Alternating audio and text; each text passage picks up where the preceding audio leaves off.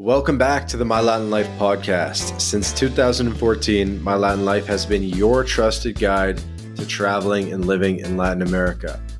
Our guest today is Giacomo Zamagni from Los Propietarios. It's basically a anarcho-capitalist community in Argentina, libertarian community in Argentina, and we welcome Giacomo to the podcast to tell us a little bit more about what he's got going on. How's it going, Hi, man? Vance. Thanks for having me. The community is. I'm Italian, but the community is. We're trying to build the community in Argentina because with the Italian libertarian movement, we saw the developments in Argentina. The president and the population apparently voted for a libertarian president. So we thought, why not trying to build something there? Mm-hmm. We are at the beginning, so we are crowdfunding, but basically what we are trying to do is start small, building a few houses, maybe a small hostel, and trying to gather together as many libertarians as possible. Our approach is a little bit different compared to the classic libertarians projects. Mm-hmm. Meaning that usually everybody tries to talk with politicians and trying to get privileges. So trying to get what are called special economic zones. Mm-hmm. So that maybe there's a special legislation that gives you the privilege of having a lower taxation. Mm-hmm. But our approach is more hardcore, let's say. It's more anti-fragile. Meaning that it's, I think it's better in the long term, but maybe a little bit more difficult to start it up. So we try to get freedom, not by asking to politicians the permission, like asking to please, politician, let us pay less taxes.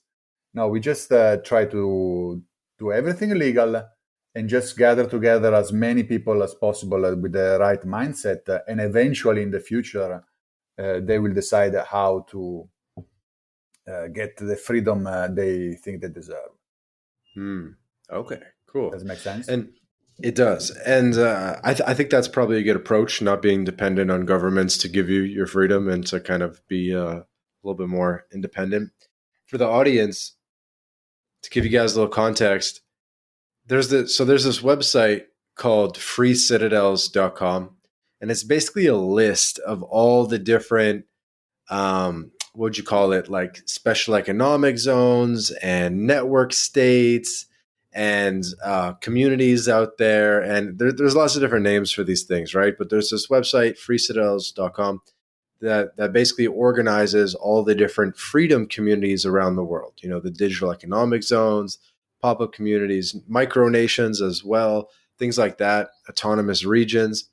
And at the My Latin Life podcast, we've interviewed, Giacomo, a lot of these guys, like so many of them. I mean, we've interviewed Crypto City in Venezuela. We've interviewed Liberland. We've interviewed Eco Villages, Ipe City, Prospera, Ciudad Morazan, Catawba Digital Economic Zone. I'm sure there's more if I think Atlas Island as well. I'm trying to get on Aleph Citadel, who's also in Argentina. You're probably friends with them, so I'm trying to get them on as well.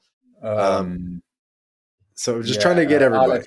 Maybe Aleph community? Yeah, the Aleph, so trying to get them on. But so we've already interviewed like a lot of these different people involved in these different zones and sort of new ways of imagining the nation state or imagining cities and communities.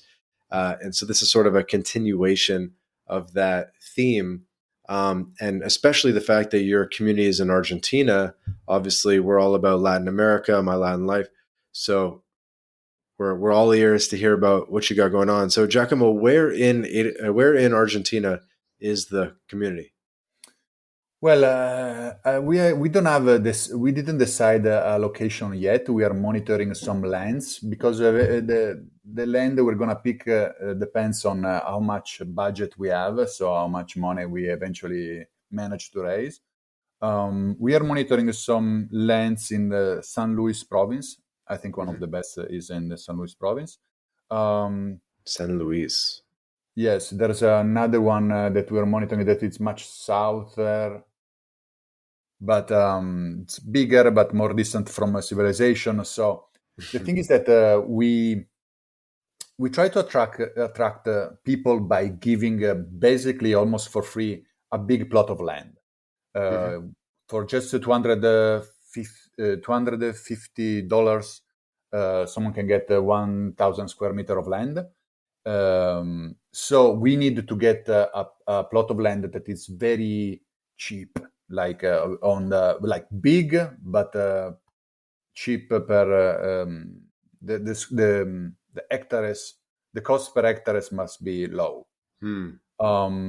And of course, there are trade-offs. So we don't want something very closer to a big city because they would they would be against the whole project, but not even too far away from everything. Because of course, if you want to develop businesses and stuff, being too far from everything makes everything more expensive and more difficult to achieve.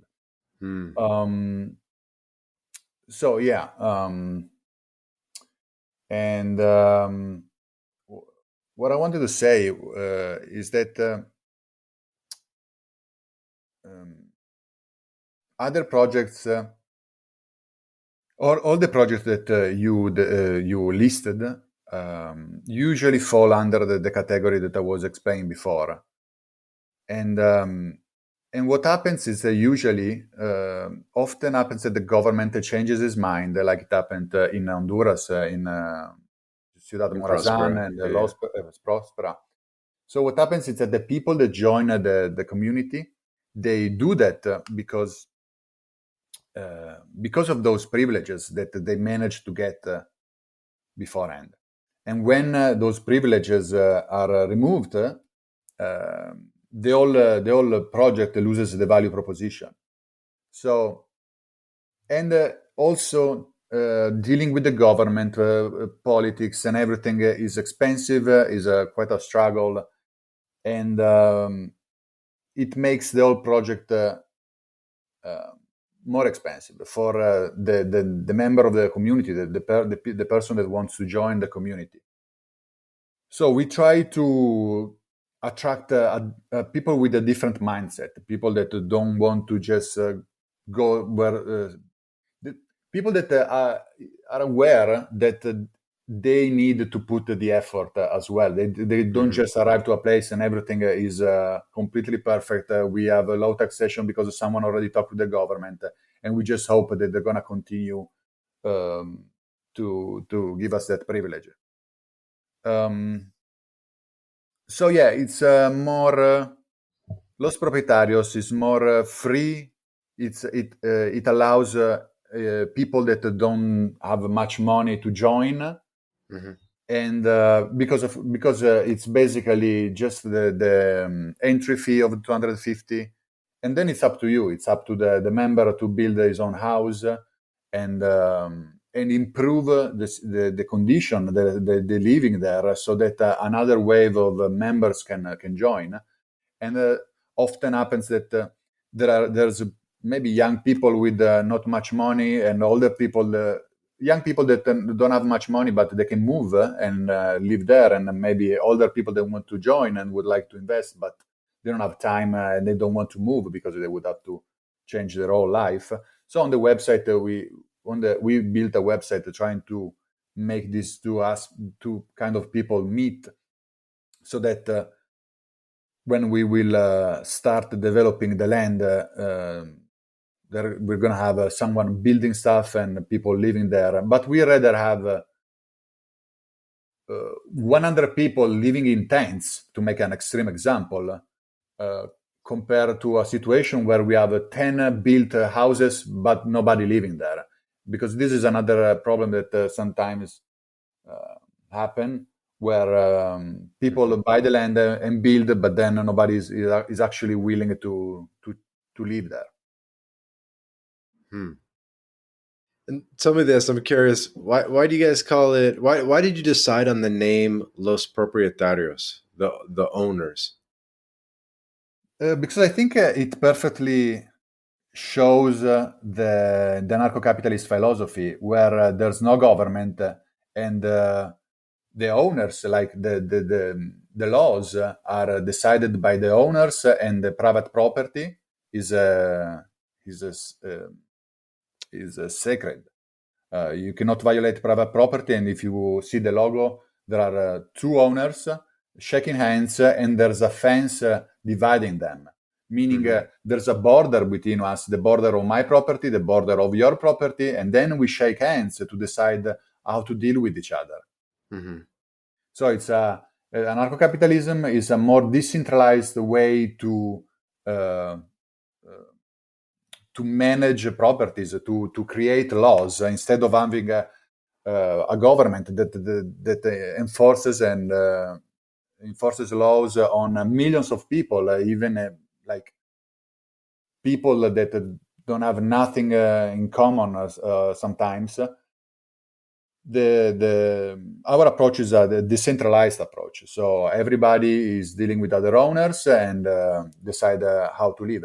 And another good aspect of Los Propietarios is that we're trying to get a very big plot. So if there are some people that have specific needs, I don't know, religious faith, and they just want to live with the people that are their own religion, they can join Los Propietarios and create inside the Los Propietarios itself a smaller community, where only like a gated community, or not gated, but just a community inside another community, where they all have the same religion.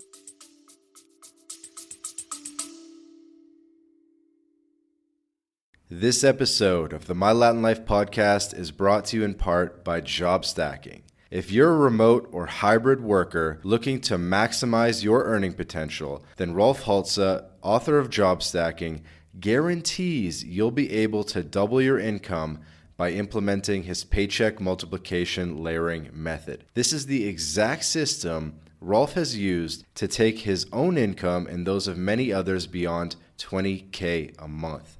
With this method, Rolf contractually guarantees that you'll be able to double your income in 45 days. So, if you're interested in unleashing your earning potential and doubling your income, then click the link in the description and book a call with Rolf right now.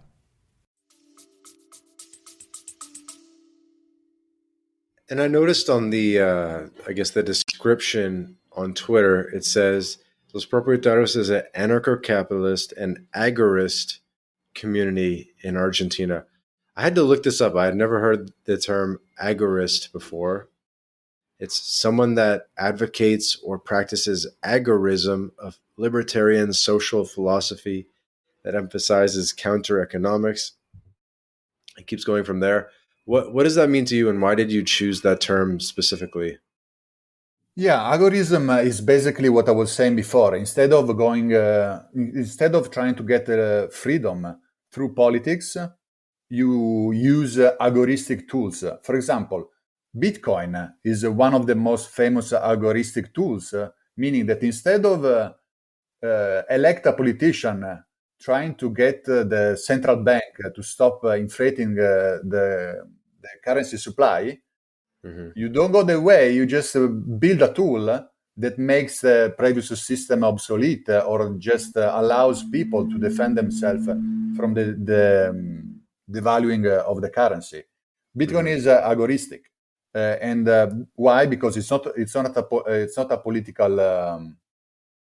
It's not political, and other means could be marketplaces on the web, could be disobedience, could be anything. It could be a encrypted messaging app, could be an agoristic tool, because instead of going to the politician saying, oh, I want to keep my privacy and I don't want the government to listen to my messages, you just build a tool that allows you to do that, and anybody can use it. So agorism, we put the word agorism because because we need people that have this mindset, the mindset of freedom is not going to be given to you. You will have to take the freedom you want, Hmm. and politics usually is the least effective way to get it. The least effective. The least effective. And of course, another important aspect: agorism is not violent. Um, we, as anarcho-capitalists, we don't actually. Let's say, I really don't believe in using violence because usually libertarians are very obsessed with the right to bear arms and Second Amendment and stuff like that. And I'm not against that, but at the same time, I don't think it's the most effective way. I think agoristic tools are more effective. And I had a presentation at the Free Cities Liberty in Our Lifetime conference, the Oh, conference nice. Free Cities Foundation, where I was in the The one presentation in was the one in Prague. yes, yes. Cool. And the presentation was all about examples from all around the world where people managed to get a very high level of freedom without engaging in politics or using violence. A classic example could be the Amish in the US. They rarely participate in politics, but they manage to don't pay social security taxes, and they have a bunch of other privileges that they actually didn't much fight for. They just stand their ground saying, we're not going to do it. And eventually the government had the choice to kill them all because they didn't respect the laws, or just say, oh yes, now we are going to give you the privilege. We Hmm. allow you to do that because we are merciful, so we allow to do that. But the reality is that they first decided that they wouldn't comply, and then the government pretended to be the one allowing them to do that. And I noticed that a number of the founders are Italian. Yourself, as well as Leonardo Facco, Alessandro Fusillo. I'm just trying to pronounce Yeah, no, you, Italian. you say it well. And yeah, there's also obviously some Argentines and other international people involved in the project. Why did you choose Argentina specifically? Did you feel like this wouldn't be possible in Italy, wouldn't be possible in Europe? I think that our approach is possible everywhere, but in some places would be easier than others. Um, and I think Argentina is in a very special situation, not because they have a libertarian president. We don't, as I said, we don't count on politics much or at all. Hmm. Um, but the fact that the population elected a libertarian president is a important sign, because if your neighbor already heard the words libertarianism, anarcho-capitalism, they don't freak out like they would do in Italy. In Italy, if you put together those two words, anarchy and capitalism, they are literally the worst words in the world. They would freak out. So they would abstract much more compare maybe in a country in a situation where they are more familiar with these terms and also friendly with those terms, because Hmm. I spent every year I spent the time in Argentina, and it's not like everybody is libertarian. That's not the situation at all. But they are Sure. friendly with ideas, and they hope that the president is going to improve stuff. So Argentina has this important factor, and another important factor is that Argentina is huge. Is huge with a very low density of population, so the Hmm. cost per hectare is very low. If you and our project needs this aspect, because we want to attract people by just giving a big plot of land for very little. Hmm. So so is that. So do they buy the land? Like, do if I want to join, am I buying it, or like are you selling it to me? Are you how is that structured? How do you like kind of or if you give it away, you're not giving it away, are you? No, not at first. So at the beginning, the whole land is going to be, in the eyes of the government, the whole land is going to be owned by a company, the Los Propietarios company.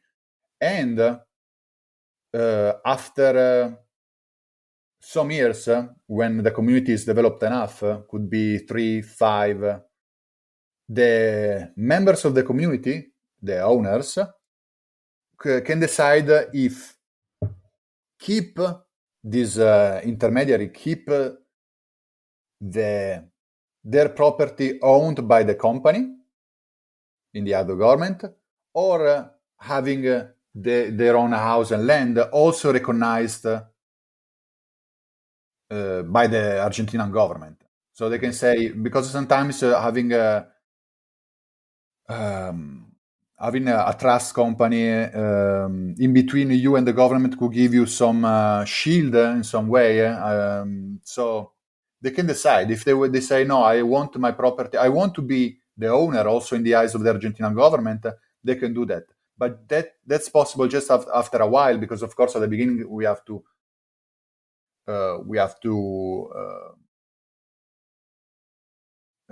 keep the control to just having the right to expel someone that is not respecting the contract or behaving bad, because it's not like everybody can come and build a factory of cocaine and expect us to do nothing.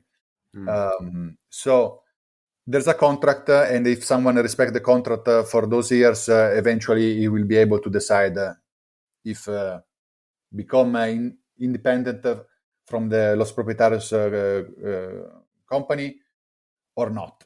But I want to say that the goal of Los Propietarios, of our administration of Los Propietarios, is to close. Like, it's not like the classic approach where you have investors and they buy the land, they build a community, and then they charge a fee for some services forever. That's more of a minarchist approach when there's a small government. Our approach is different. So the goal for us is to close. We want the community to be to manage their own business. Yeah, self-reliant, but like, we are not gonna charge anything forever. So that's why I was saying that it's more difficult at the beginning, because it's less attractive for an investor, because they cannot continuously charge forever all the people that join the project. But at the same time, it's more it's more represents more the anarcho-capitalist view of things, where every owner owns his own thing and decides for himself and deals with the neighbors and decides what laws must to be applied, without having us as an administration that controls everything, and without saying, oh, now we need a collective decision making or whatever, because we started the project. So we just started, and eventually we're gonna close it if the project is successful. What does that mean, you're gonna close it? Like, we are not gonna be we are not gonna be the administrator of the whole land. Like, right now, whoever joins the project, we are responsible, and we're gonna buy the land, and we are responsible for everything, because we own everything. And the members are like subcontractors. I don't know how to explain it. But and we're gonna decide the rules initially. Eventually, we don't want to do that, because this is the role of an administrator, and we are gonna administer everything, and we don't want to do that. We would like to have a community of owners that manages to to live together without having our management controlling everything. I don't know if I explain myself.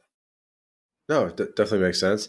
So, how much money are you looking to raise? And tell me more about the specifics. Like, how much money do you need? How big of a property do you expect to get with that?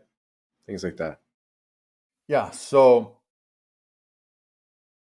we are looking at, as I said, a different lands. Some are more convenient than others. But I will explain everything by considering one of the land that I think is more suitable for us. So we need $400,000 to buy the land. The land is very big; is 1,000 hectares. And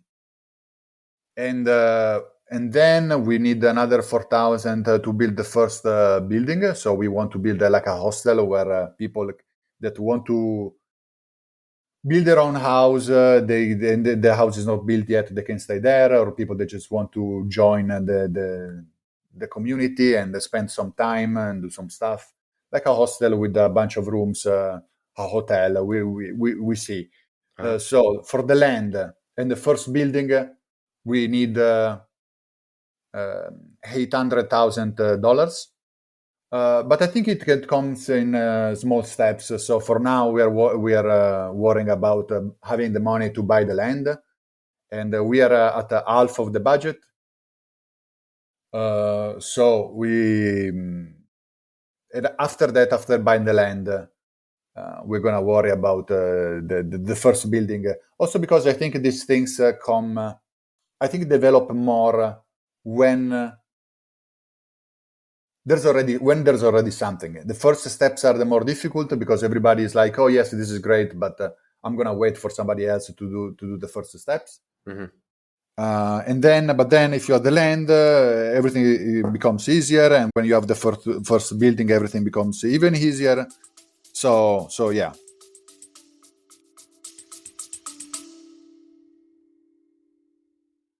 This episode of the My Latin Life podcast is brought to you in part by Crema Social. Crema Social is like TikTok for international dating. It's an app you can download right now on your phone, and 3 out of 4 people on Crema are single women. The app was founded in Colombia, so unsurprisingly, there are a lot of Latinas on the app, by the way. So how does it work? Crema Social is a social meal experience where you invite a hot girl for a lunch date via video call and food delivery. New concept, so you'll have to try it out for yourself, but this is probably the best way to meet Latinas before you visit the country. So if you're in Latin America or planning to visit Latin America, download Crema Social now and start getting dates right away. There will be a link in the description to download, or just search Crema Social on your favorite app store. Have fun, guys.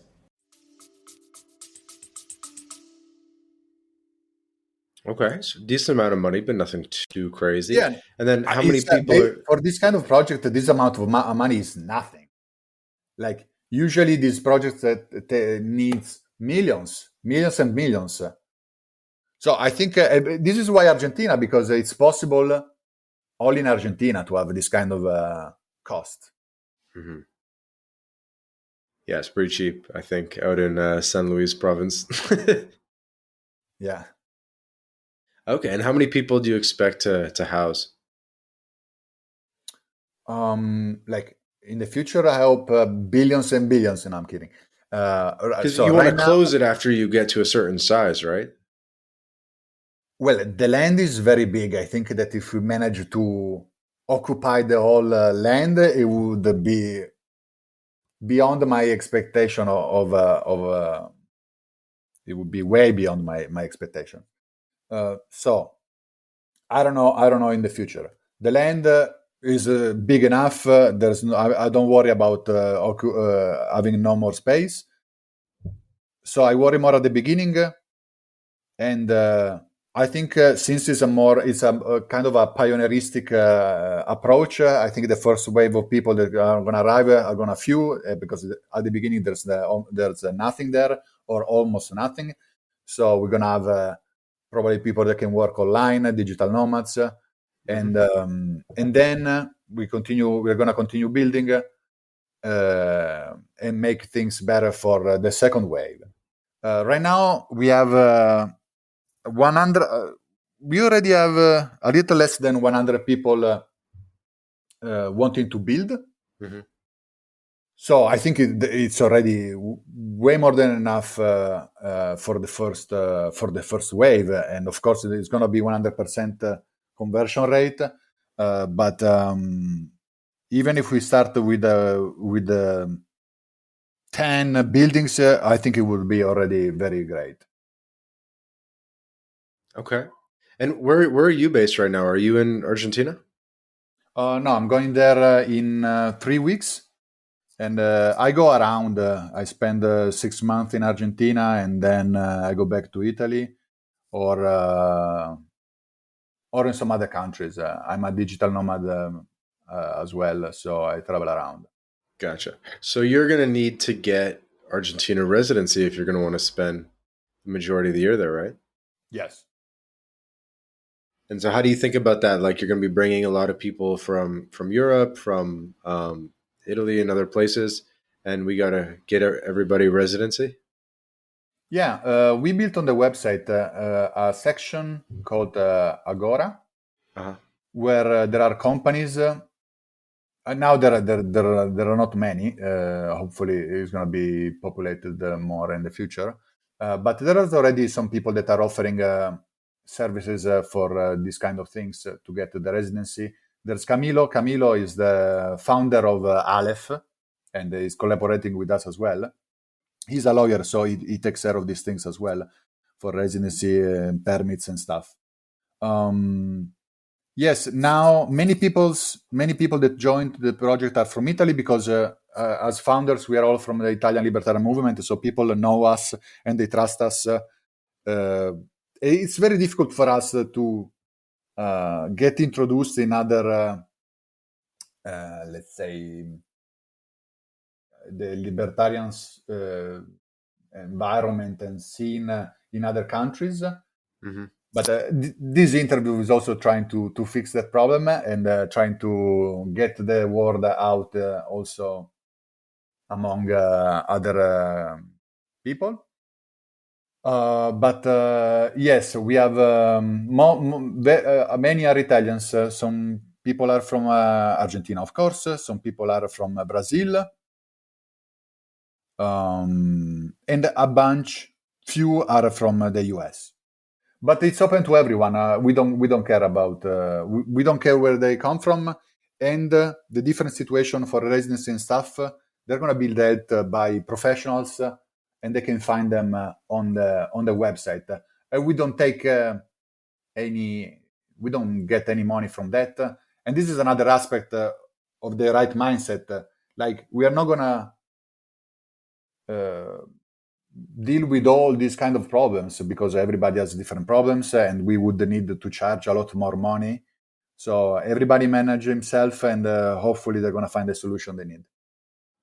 Cool. By the way, we can help with the residency too at My Latin Life. Oh, so right. Yes. If you guys want to add your profile on the website, it would be great. I'd be down. I mean, hey, anyone listening to this, you need residency in Argentina. One of the tricky parts is like the main program to get residency in Argentina is the rentista visa, and not everybody has passive income that you need to demonstrate to get that rentista visa. So yeah, also because it's a lot of money. It's not like just a little bit. It's $2,000 a month passive income is what you need to show. USD, which is a lot like for the living standard there. Like you can easily live. Like usually the money they ask you is the minimum to survive in the country. Like I moved from Italy to Albania some years ago, and they were asking something like 4,000 USD per year because per year But because you can live there with 4,000, so I think in Argentina you can live with much less than 2,000, but they still ask for 2,000 a month passive. So you need to own houses or some kind of portfolio and stuff, which is not that common. Random question, totally off track, but they speak a little bit of Italian in Albania, right? Like, did you kind of get by with Italian, or did you have to speak English over there? I think Albania is great for languages because yes, the older people they speak Italian because Albania has been a colony for very little, but they still get the signal, the TV signal from Italy. So Uh-huh. they were watching TV programs in Italian. And the younger people they don't study Italian anymore, but they study English. So you can speak Italian or English. And I'm not saying everybody speaks one of those, but you can manage to live and communicate enough. And did you find like old Italian people that actually old Albanian people that actually spoke pretty good Italian?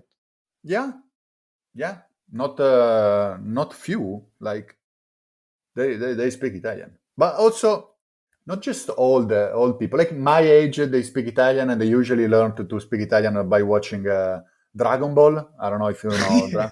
Yeah, of So course. yeah, In Italian. yeah. Cool. No, I heard. I hear good things about Albania. Okay, cool. And Agora Companies is kind of is that the business entity for you guys? No. Agora is just the name of the marketplace we built on the website. Or the name of the Um, marketplace. Okay. yes. Okay. So if people join, they can, there's a button on the lospropietarios.com website. You can become a member, claim your land, join now. If people log in and create a profile, what can they kind of expect as next steps there? What do you mean? Well, if people make an account on the Los Propietarios website, what can they expect after they make the account and kind of start getting engaged? Oh well, there's a when they join on the website, they can start adding a post to the various the sections if they want.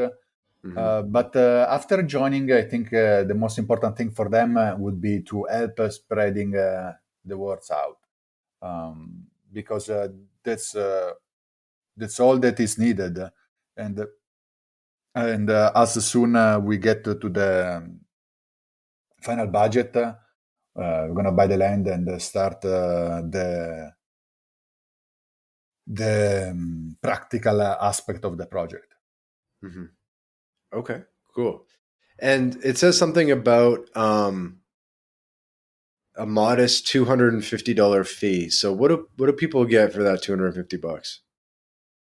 They get 1,000 square meter of land. I mean, that Actually, sounds pretty no. good. Let's say they get the right to homestead 1,000 square meter of land. So if someone registers, pays the fee, and never goes to the land, and the land gets occupied, I think it's very unlikely that it's going to get occupied all. But let's suppose that they're not going to get anything. So they get the right to go there or delegate someone to go there Hmm. and homestead the land. So 1,000 square meters, is that I guess a square kilometer, right? No, no. Isn't it? Wait, Um, ChatGPT, what's 1,000 square meters in acres or something like that? But it's like decent. It's decently big. So the idea is, people can. I think it's like a square with 30 meters each side. I'm not sure. I did this calculation a Okay, long it's a time ago, quarter and now acre. Okay, so rounding for simplicity, 1,000 square meters is approximately 0.247 acres. So a quarter acre. So sort of like enough for a house or for some farming stuff or a bit of both. Like sort of farming. like a little house with like a little garden. I would say a big house with a medium-sized garden. Hmm. Of course, not farming because it's too small for farming. But I think a house and a big garden for sure. Also, this if we get the San Luis land, because if we decide to get, there are some other land that are even bigger. There's one land that is so big. I'm not sure it's still. I think it is not on sale anymore. But just as an example, we could even give 10,000 square meter for that same price because it was a huge land, but it was too far away from civilization. So we are not Hmm. sure we should get that one. But yeah, the size could be even more. For sure, it's not gonna be less than that. Okay, cool. And how are people going to get construction materials to the land? I guess everyone's kind of building their own house for the most part, or maybe like there's some like exchange. Yeah, no, it's open. Like they can talk with any building company in Argentina and build it.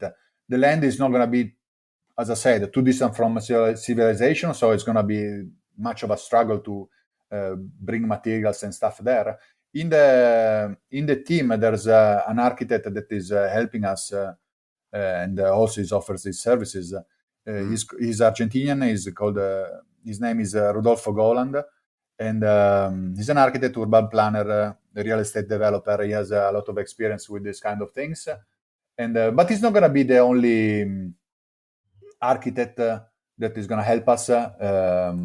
Anybody that is an architect and wants to help our members to build something, they can list themselves in the Agora marketplace, Mhm. and whoever needs an architect can uh, message them.